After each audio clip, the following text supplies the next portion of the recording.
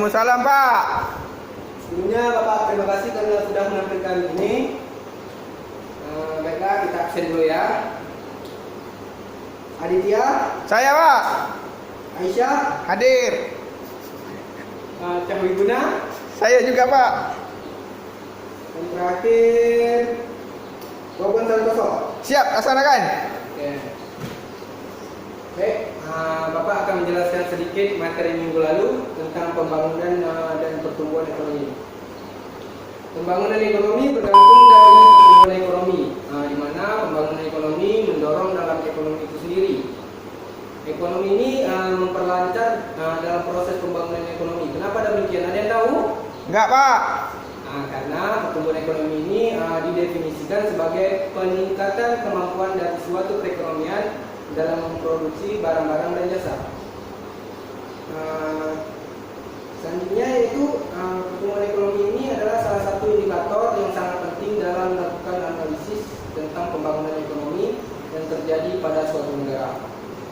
Pertumbuhan ekonomi menunjukkan sejauh mana aktivitas perekonomian akan menghasilkan tambahan pendapatan masyarakat pada suatu periode tertentu.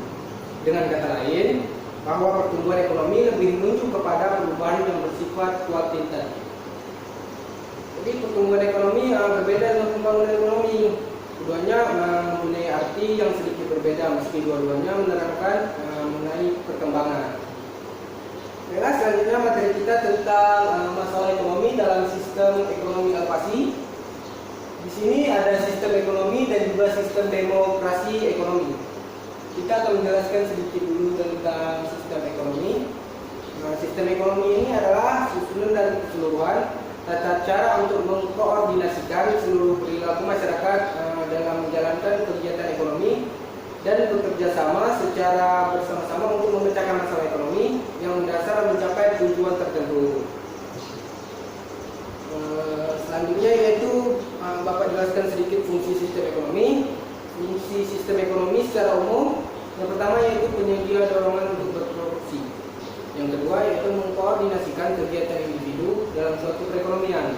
Yang ketiga yaitu pengatur dalam pembagian hasil produksi di seluruh anggota masyarakat agar dapat terlaksana.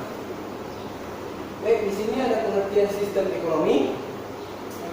Secara teoritis, pengertian sistem ekonomi dapat dikatakan sebagai perpaduan dari aturan-aturan atau cara-cara yang menjadi satu kesatuan yang digunakan untuk mencapai tujuan dalam perekonomian. Sedangkan menurut Bilarso, sistem ekonomi adalah keseluruhan cara untuk mengkoordinasikan perilaku masyarakat atau para konsumen, produsen, pemerintah, bank, dan sebagainya. Dalam menjalankan kegiatan ekonomi, produksi, distribusi, konsumsi, investasi, dan sebagainya sehingga menjadi satu kesatuan yang teratur dan dinamis, dan kekacauan dapat dihindari. Selanjutnya Bapak akan menjelaskan sedikit macam-macam sistem ekonomi. Di sini sistem ekonomi ada sistem ekonomi komando atau terpusat, dan juga sistem ekonomi pasar atau liberal, dan terakhir yaitu sistem ekonomi campuran. Yang pertama Bapak akan menjelaskan sedikit sistem ekonomi komando, di mana sistem ekonomi komando ini diatur negara. Dalam sistem ini, jalannya perekonomian sepenuhnya menjadi tanggung jawab negara atau pemerintah. Sistem ekonomi komando atau terpusat ini banyak diterapkan di negara-negara Eropa.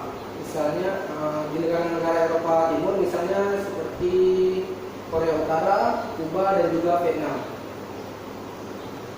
Jadi ciri-ciri sistem ekonomi komando atau terpusat ini salah satunya yaitu memiliki hak milik individu tidak diakui. Yang kedua yaitu seluruh sumber daya dikuasai negara. Yang ketiga yaitu jalannya kegiatan perekonomian sepenuhnya tanggung jawab pemerintah. Dan Bapak akan jelaskan sedikit kelebihan sistem ekonomi komando terpusat. Salah satunya yang pertama yaitu pemerintah sepenuhnya bertanggung jawab terhadap perekonomian.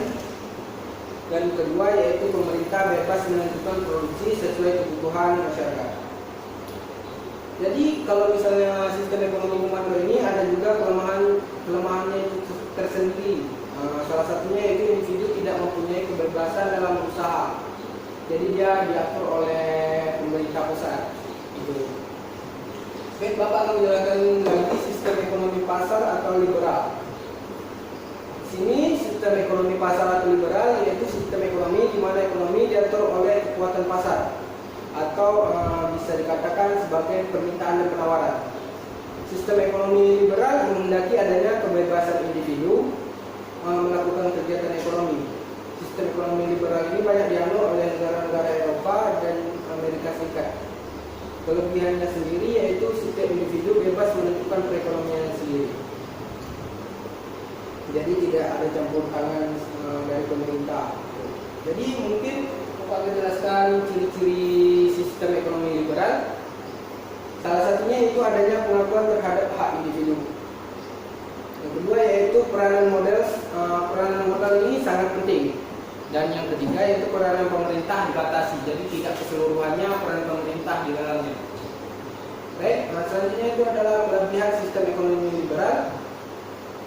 Seperti yang Bapak katakan tadi, setiap individu bebas menentukan perekonomian sendiri, tidak terpusat pada pemerintah, dan juga setiap individu bebas memiliki alat produksi sendiri, memiliki mesin misalnya. Seperti itu. Jadi selanjutnya Bapak akan jelaskan sedikit kelemahan sistem ekonomi liberal. Salah satunya yaitu yang pertama menimbulkan monopoli, yang kedua yaitu rentan terhadap krisis ekonomi, yang ketiga yaitu tindakan yang kurang sehat dalam persaingan. Selanjutnya Bapak akan menjelaskan tentang sistem ekonomi campuran. Di sini sistem ekonomi campuran merupakan penggabungan atau campuran antara sistem ekonomi liberal dan juga sistem ekonomi sosialis. Maksudnya di sini terpusat. Dalam sistem ini pemerintah bekerjasama dengan pihak swasta dalam menjalankan kegiatan ekonomi. Sistem ini banyak diterapkan di negara-negara yang sedang berkembang seperti Indonesia. Ciri-ciri sistem ekonomi campuran ini seperti salah satunya yaitu kegiatan ekonomi dilakukan oleh pemerintah dan swasta. Yang kedua yaitu transaksi ekonomi terjadi melalui mekanisme pasar, tetapi masih ada campur tangan pemerintah, jadi tidak keseluruhannya di daerah pasar. Jadi campur tangan pemerintah itu ada. Yang ketiga yaitu adanya persaingan tetapi masih ada kontrol pemerintah. Jadi misalnya kita memproduksi itu ada juga campuran dari pemerintah. Selanjutnya yaitu kelebihan sistem ekonomi campuran. Salah satunya yang pertama yaitu kestabilan ekonomi terjamin. Kedua yaitu pemerintah dapat memfokuskan perhatian untuk memajukan sektor usaha menengah dan kecil. Yang ketiga, adanya kebebasan berusaha dapat mendorong ke aktivitas individu. Keempat, yaitu hak milik individu atas sumber produksi diakui walaupun ada pembatasan. Yang terakhir, yaitu lebih mementingkan kepentingan umum daripada kepentingan pribadi. Selanjutnya yaitu Bapak akan menjelaskan kelemahan sistem ekonomi campuran. Salah satunya, yang pertama yaitu sulit menentukan batas antara kegiatan ekonomi yang seharusnya dilakukan pemerintah swasta. Yang kedua yaitu sulit menentukan batas antara sumber produksi yang dapat dikuasai oleh pemerintah dan swasta. Ya, mungkin untuk sistem ekonomi sudah Bapak jelaskan. Yang kedua yaitu sistem demokrasi ekonomi. Pada sistem ekonomi Indonesia ini diterapkan di Indonesia adalah sistem ekonomi Pancasila yang di dalamnya terkandung demokrasi ekonomi.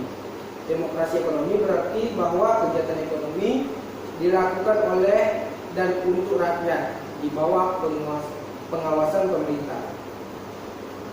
Ciri-ciri utama sistem ekonomi Indonesia ini yang pertama yaitu landasan pokok perekonomian Indonesia adalah pasal 33 Undang-Undang 1945. Yang kedua yaitu demokrasi ekonomi menjadi dasar kehidupan perekonomian Indonesia dengan ciri-ciri positif sebagai berikut. Salah satunya pertama yaitu perekonomian disusun sebagai usaha bersama atas asas kekeluargaan. Selanjutnya ciri-ciri utama sistem ekonomi ini adalah dalam pelaksanaannya demokrasi ekonomi di Indonesia harus menghindari ciri-ciri negatif. Sebagai berikut ya, salah satunya yaitu sistem monopoli, yaitu pemusatan kekuatan ekonomi pada suatu kelompok yang merugikan masyarakat.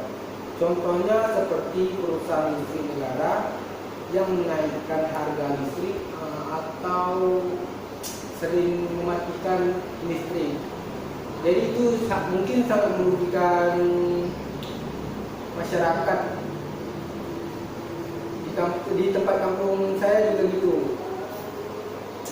Selanjutnya yaitu peranan pemerintah dalam sistem ekonomi Indonesia. Dalam sistem perekonomian Indonesia, pemerintah memiliki peranan yang cukup besar, yaitu sebagai pelaku sekaligus sebagai pemacu kegiatan ekonomi. Secara garis besar, peranan pemerintah dalam perekonomian sebagai berikut. Yang pertama yaitu pemerintah berperan dalam mengalokasikan sumber-sumber ekonomi secara efisien. Yang kedua yaitu pemerintah berperan dalam distribusi pendapatan dari golongan mampu ke golongan kurang mampu. Yang ketiga yaitu pemerintah berperan dalam menstabilkan perekonomian. Mungkin itu saja yang dapat Bapak sampaikan untuk materi di atas atau materi masalah ekonomi dan sistem ekonomi alokasi. Mungkin anak-anak ada yang bertanya? Saya Pak. Jadi bagaimana Pak prinsip sistem ekonomi? Ya, prinsip sistem ekonomi. Kalau prinsip sistem ekonomi ini suatu cara suatu negara untuk mengatur kehidupan ekonomi dalam rangka mencapai kemakmuran. Pelaksanaan sistemnya tercermin dalam keseluruhan lembaga-lembaga, yaitu lembaga-lembaga ekonomi yang digunakan untuk mencapai tujuan yang telah ditetapkan. Sistem perekonomian negara dipengaruhi oleh beberapa faktor, antara lain ideologi atau falsafah, hidup bangsa, sifat dan jati diri bangsa, serta struktur ekonomi. Baik, siswa ada lagi yang ingin ditanyakan? Tidak ada Pak. Baik, kita cukupkan sampai sini. Mungkin Bapak kasih kesimpulan sedikit dengan materi kita ya. Jadi dalam kehidupan sehari-hari tentunya manusia ini tidak terlepas dari yang namanya masalah pokok perekonomian. Permasalahan yang timbul dalam pembagian ini menjadi dua, yaitu permasalahan pokok ekonomi klasik dan juga ekonomi modern. Untuk memecahkan permasalahan pokok ekonomi tersebut, maka tercetus sistem ekonomi dalam masyarakat. Sistem ekonomi merupakan cara suatu negara untuk mengatur kehidupan ekonominya dalam rangka mencapai kemakmuran. Pelaksanaan sistem ekonomi ini tercermin dalam keseluruhan lembaga-lembaga ekonomi yang digunakan untuk mencapai tujuan yang telah ditetapkan. Baik, mungkin itu saja yang dapat Bapak sampaikan. Bapak akan memberikan soal-soal untuk kalian kerjakan. Ini mungkin dicatat ya. Jelaskan menurut Anda tentang macam-macam sistem ekonomi di Indonesia. Itu yang nomor satu. Yang nomor dua yaitu jelaskan bagaimana sistem ekonomi di Indonesia. Sudah? Yang ketiga yaitu bagaimanakah peran pemerintah dalam sistem ekonomi di Indonesia. Oke Pak. Baik, mungkin itu saja yang Bapak sampaikan. Lebih kurang Bapak mohon maaf. Bapak akhiri. Wassalamualaikum warahmatullahi wabarakatuh. Waalaikumsalam warahmatullahi wabarakatuh.